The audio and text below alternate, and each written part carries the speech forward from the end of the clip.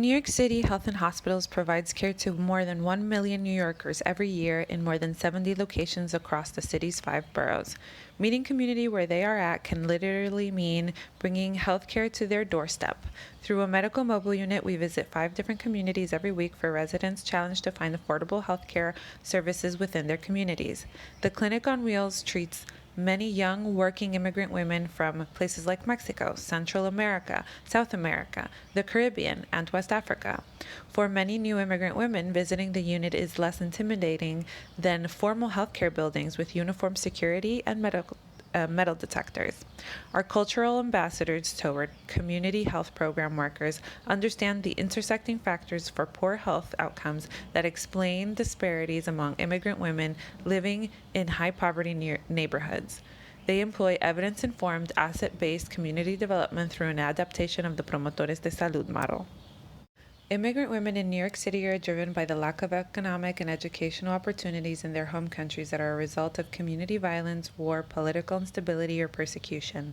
Pregnancy and prospective parenthood can also be a factor. During migration, they are vulnerable to physical assault and potential sexual exploitation. Immigrant women fear ICE because of documented human rights abuses toward women specifically, experiencing child separation, inhumane hygienic conditions, and verbal, physical, and sexual assault.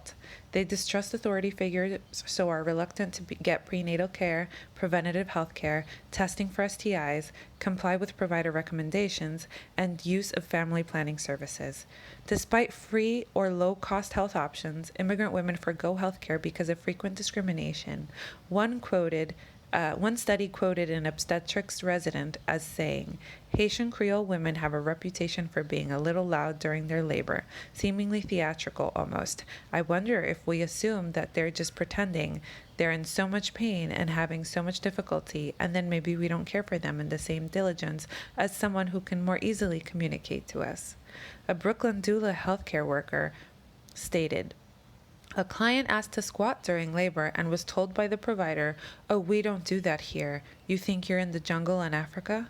Providers themselves also report witnessing colleagues threaten immigrant women about their health or the health of the baby, judge and blame women for causing their own pain, make fun of women for their education level, insurance status, marital status, and weight, all within earshot of patients. Luckily, cultural competence and language comprehension go a long way toward bridging this gap. Catch workers have a shared racial, ethnic, or immigrant background, as well as language proficiencies that can add social and cultural context to increase health access in programs and link community directly to clinical care. As community outreach workers, they can better reach insular populations because they too are a part of those communities. Researchers benefit immensely from collaborating with the CATCH program and the trusted community partners they work with, as they have established confidence with participants and have systems in place to protect the confidentiality of their data. Collaboration with CATCH may have great potential for learning about this population. Studies show that women make 80% of the healthcare decisions in the United States. Because women are the main medical decision makers, CATCH teams know that the conversation they have with immigrant women have a significant impact on the health of the entire family and therefore the entire community. By focusing on immigrant women's leadership roles in the context of healthcare decisions, education and outreach through CATCH has implications for reaching broader health and social goals. Cultural competence in the healthcare settings staffed with people from culturally and linguistically diverse backgrounds is a major strategy to respond to evidence of health disparities, structural inequalities, and poor health quality healthcare. Trying to make the best healthcare decisions can be challenging for immigrant women living in New York City, alongside language barriers, navigating the intersection of low socioeconomic status, and the medical discrimination of ethnic minority communities. Over the span of 10 years, we will conduct community-based workshops highlighting sexual and reproductive health education, health literacy and health comprehension, which includes educating patients on the difference in being insured versus underinsured versus uninsured, and health insurance enrollment, which includes educating patients on the different gynecologists that are covered under their current health insurer.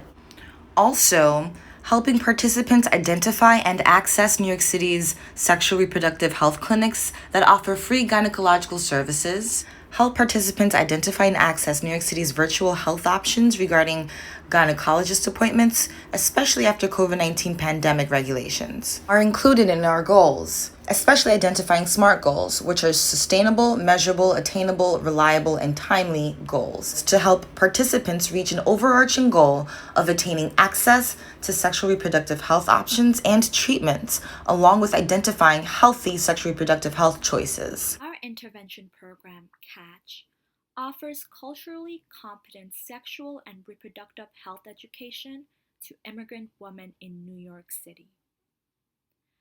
Following the evidence-based Promoters They Salute model, our program will hire trusted community members from our target populations as CATCH health educators, who will then go out into the community and visit local salons, restaurants, and other community centers with large immigrant populations to bring health education to them. Using intersections of cultural and ethnic identities, health educators are expected to foster a safe and comfortable environment where informal conversation about women's sexual and reproductive health can occur. Finally, through our partnership with New York City Health and Hospitals medical mobile units, our intervention will also offer an alternative option for immigrant women reluctant to seek reproductive health care in clinical settings.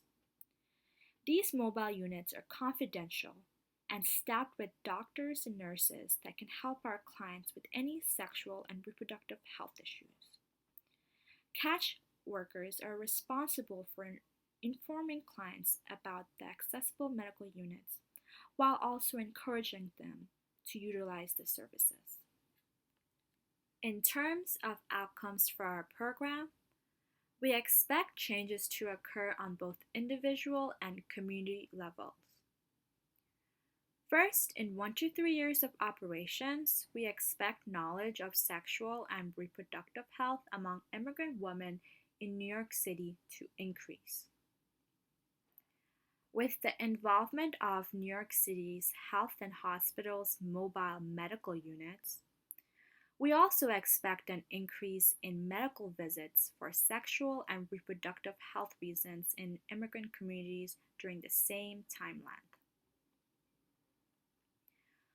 Now, moving along to our more intermediate outcomes, by equipping our clients with accurate information and health resources, the CATCH intervention program aims to empower our clients into taking back control of their bodies and their sexual and reproductive health.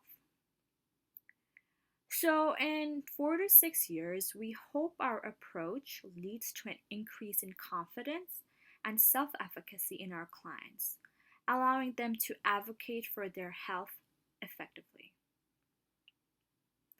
On a more community level, in 4 to 6 years, we also hope to see a decrease in unwanted pregnancies and STD rates in our target communities. Finally, after 10 years of being operational, we hope that the CATCH intervention program brings large-scale changes and reduces the stigma around sexual and reproductive health in immigrant communities. Normalizing conversations around this topic will lead to improved health outcomes in individuals and uplift whole communities. To evaluate our intervention program, we will be conducting 3 types of evaluations: process evaluations, impact evaluations, and outcome evaluations. Process evaluations will be conducted to assess the CATCH intervention program and the implementation of its activities. We will be using surveys to collect data from health educators and operational staff and analyze it qualitatively. Information obtained from this survey will be shared with staff and health educators to improve the performance and quality of the CATCH intervention program. We will also be conducting impact evaluations to assess how our program activities and strategies are affecting immigrant women in New York City. Through in-depth interviews with participants, Catch health educators will collect data on how our approach to sexual and reproductive education has been affecting our participants' knowledge, attitudes, beliefs, and behavior. The data will be analyzed qualitatively, and conclusions will be included in an annual executive report and dispersed to stakeholders, staff, and the general public. Finally, when time appropriate, we will also be conducting an outcome evaluation to measure the long-term effects of the program. Because the CATCH program's long-term outcome is on the community level, we'll be assessing our interventions' impact on the normalization of sexual and reproductive health in immigrant communities through focus groups, which will allow us to also study social interactions and group dynamics amongst our participants. Through the focus groups, we will also be trying to identify any other long-term outcomes. This data will also be analyzed qualitatively and included in an annual executive report, which will be dispersed to stakeholders, staff, and the general public. So ultimately, for sustainability purposes, if adopted by state and local governments, compliance to CATCH protocols would inform policy responses across different sectors with the overarching goal of enhancing social and structural norms of decreasing the stigmatization of sexual reproductive health for immigrant women living in New York City. Additional support that will lengthen the effects of our program includes providing educational tools, referrals, informational resources to public health initiatives and public health efforts, including promoting national policy, developing resources and programs, seeking health equity, supporting effective local public health practice and systems, specifically here in New York City. We need a cohesive intergovernmental process that allows the prompt response to improving and expanding affordable sexual reproductive health care education and treatment that provides sufficient coverage for immigrant women living in New York City. Although these policy changes may incur a significant cost, they will be sustainable and will help to avoid future costs by way of the cost of repeated hospitalizations and healthcare costs.